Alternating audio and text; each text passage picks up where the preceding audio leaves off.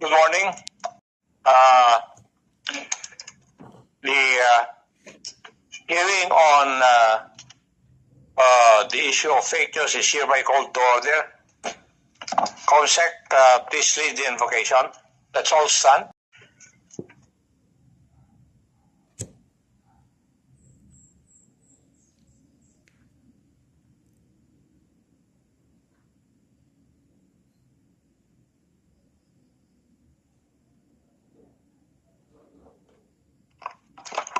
Almighty Father, grant us wisdom to seek what is just, discernment to recognize falsehood, and courage to speak with integrity. In a world where voices are many and truths are distorted, may we be instruments of understanding, bridges of dialogue, and bearers of light in the face of deception. Unite us across faiths and traditions that we may uphold dignity, respect diversity, and stand together for truth and justice. This we ask in your name. Amen. Thank you, Consec. Let's remain standing for the national anthem.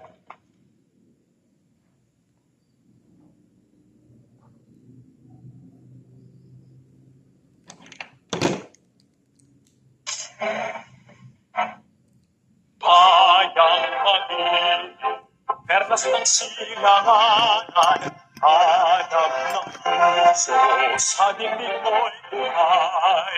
Upang hihirap, kuya ka ng magiting, sa manlulutin, di ka pasisiin, sa dagat at bundok, sa simoy, sa langit mong bughaw, may hilag ng tuna at awit sa paglayang minamahal, ang kislat ng watawat mo'y tagumpay na nagniningning, ang bituin at araw niya kailan pa may di magdidilim, lupa ng araw na luwalhatit magsinta, buhay ay langit sa piling mo. Aming ligaya na pag may mahabing, ang mamatay ng dahil sa'yo.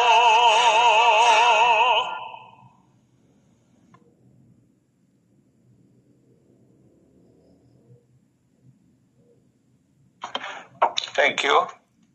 Next part of the agenda is the calling of the rolls. Mr. Chairman, Yes, the Honorable Paduano is recognized. may I respectfully move to dispense with the roll of members? So moved, Mr. Chairman. Any second? Second.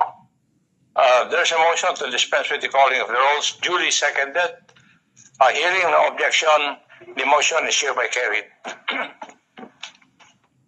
The next part of the agenda is the approval or the reading and approval of the minutes of the meeting held on February 4, 2025. Mr. Chairman, Yes, the Honorable Paduano is recognized. once again, may I respectfully move that for the reading of the minutes dated February 5, February 4, and approval as the same. So moved, Mr. Chairman. Any second? Second. Do I hear any objections? Hearing none. The motion to dispense with the reading and consider it as approved of the minutes of the meeting held on 4 February 2025 is hereby approved.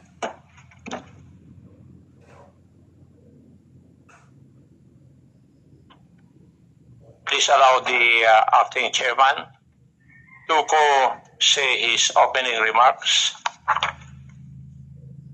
Good morning to my colleagues and resource persons present today.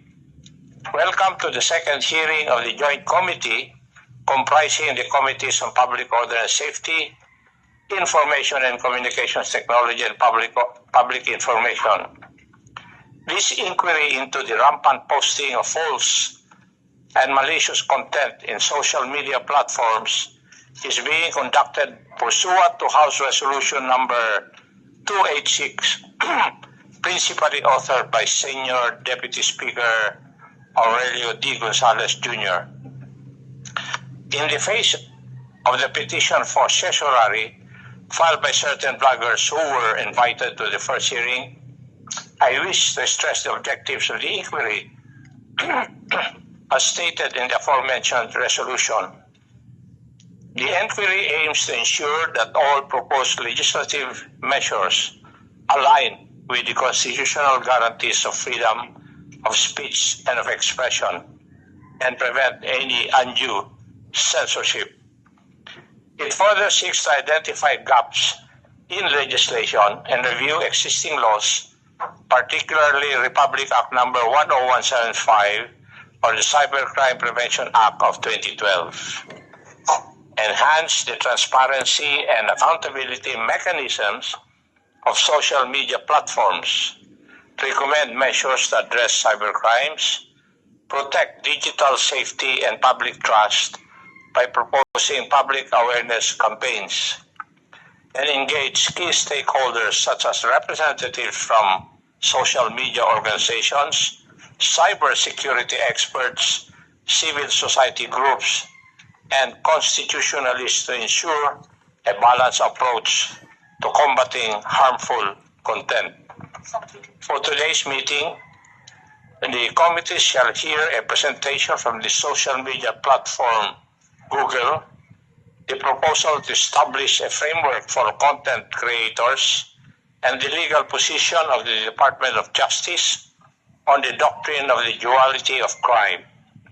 The joint committee shall also endeavor to further discuss the concept of cyber libel as a continuing crime.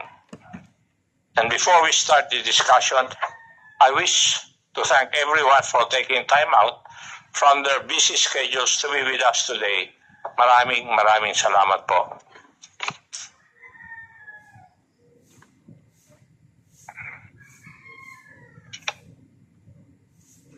Now, may I ask if any of my colleagues would have their remarks before we start with the interpellation proper? Mr. Chairman, if I may be recognized. Yes, the Honorable Barber is recognized. Mr. Chairman, I just would like to reiterate that the objectives or the objective of the hearing that the Tri-Committee is conducting is not to suppress the freedom of expression or the freedom of speech. In fact, we are all aware that this is provided for in our Constitution. And we'd like to respect and honor the right of everyone to his own opinion and to his own expression. Contrary to what others may be thinking, this is not in any way, Mr. Chair, a tool to suppress their expressions or their opinions on certain or several issues, whether it may